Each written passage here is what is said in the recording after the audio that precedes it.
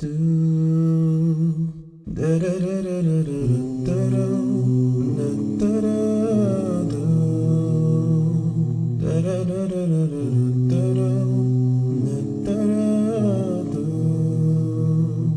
Brother Shabir, the question we have is about verses that speak about possibly terrorist-related things. And the person is asking, can't you take out all the verses from the Qur'an which are being quoted by terrorists to justify violence?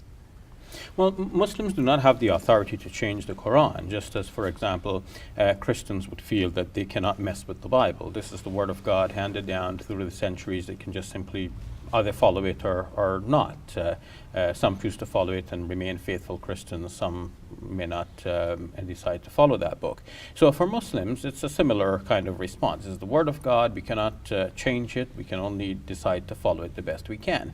Of course, the verses which are used by terrorists to justify their terrorist acts should be wrenched from the terrorists by Muslim scholars, showing that the interpretations that they apply to these verses do not justify terrorism. In fact, that the whole Quran interpreted in the light of itself and in the history of its revelation is a book about peace, and it teaches Muslims to live in peace and in harmony with other people.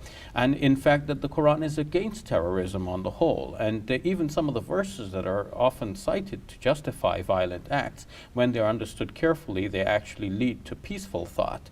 And they just need to be understood within the context of the Quran itself and within the history of the Quran's revelation.